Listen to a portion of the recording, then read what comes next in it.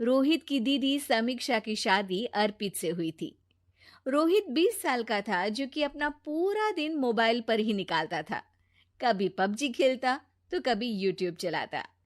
एक दिन अर्पित और समीक्षा समीक्षा के मम्मी पापा से मिलने आते हैं और देखते हैं कि रोहित मोबाइल से हटने को तैयार ही नहीं है। अरे रोहित, तुम्हारी तो आईआईटी की परीक्षा है ना?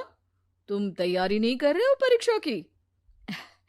वो सब तो मोबाइल पर ही हो जाएगा। ये देखिए, ये है गूगल। इससे जो भी पूछो वो सब बता देता है। तो आखिर कागज क्यों बर्बाद करूं? अरे पर तुम इन प्रश्नों की तैयारी बिना लिखोगे कैसे? उसमें क्या है, ये देखिए नोटपैड, बिल्कुल कॉपी जैसा है, इसी पर कर लूंगा। हम जब तुम्हारी उम्र के थे तब हम दोस्त मिलकर प्रश्न हल किया करते थे। उससे हमारी हैंडराइटिंग की भी प्रैक्टिस हो जाती थी और समय का भी अंदाजा लग जाता था। और फिर साथ में हम एक दूसरे की मदद भी कर देते थे अगर कोई अटक जाए तो। आपका जमाना अलग था जीजा जी। अभी जमाना फास्ट और स्मार्ट हो गया है। जमाना क्या, अब तो फोन भी स्मार्ट हो गया है। समय के साथ बदलना पड़ता है जीजा जी। अब बस भी कीजिए आप।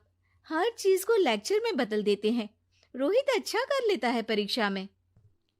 इतने में अर्पित के सास ससुर जी आ जाते हैं हॉल में, और अर्पित इस बारे में बात नहीं करता।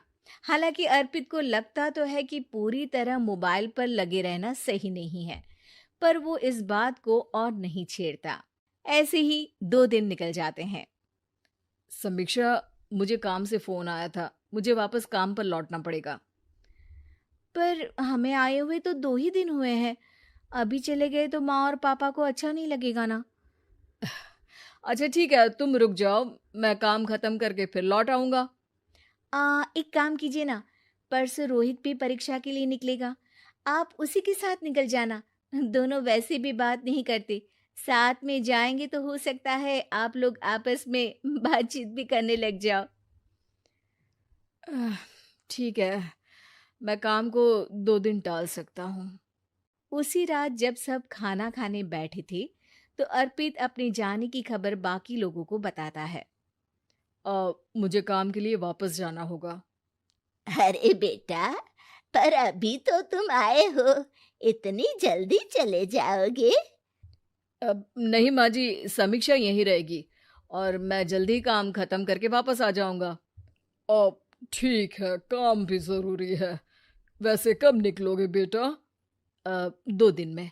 मैंने सुना है कि उस दिन रोहित को भी परीक्षा के लिए जाना है, तो कल मैं दोनों की टिकट करा लेता हूँ बुक। मेरी टिकट रहने दीजिए जीजा जी, मैं तो फोन से ही करवा लूंगा। हाँ, पर कोई दिक्कत हो गई तो?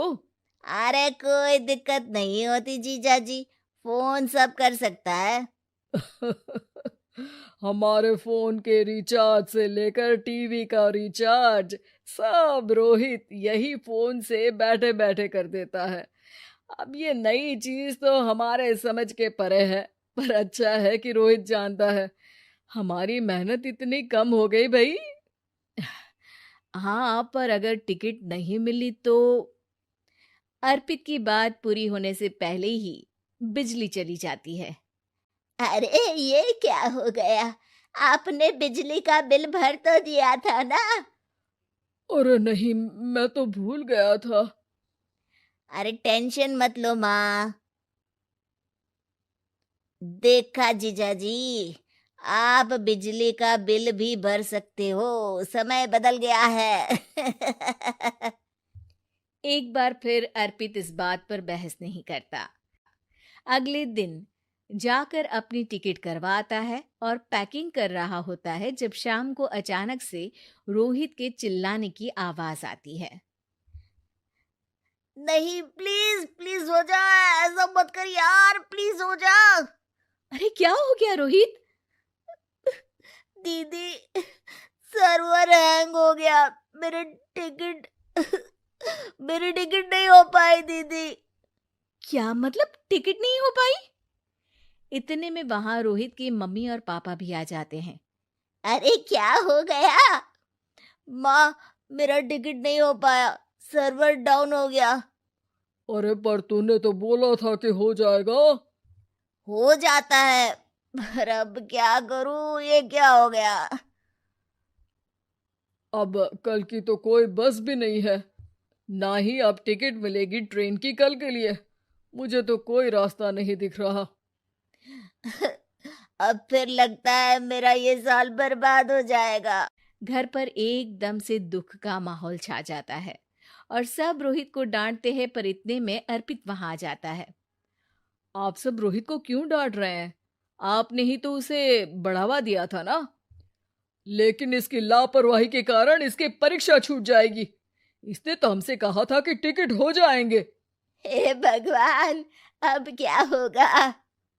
चिंता करने की कोई बात नहीं है। मैंने एक एक्स्ट्रा टिकट करवा ली थी।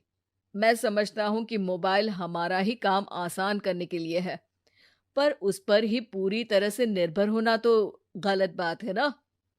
रोहित टिकट को देखकर बहुत खुश हो जाता है और जोर से जाकर अपने जीजाजी के गले लग जाता है।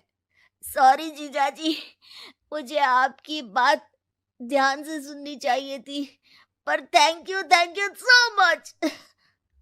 हाँ बेटा, तुमने तो इसका भविष्य बचा लिया। शिक्षा, दूसरों से मदद मांगना गलत नहीं, पर दूसरों पर निर्भर हो जाना गलत है।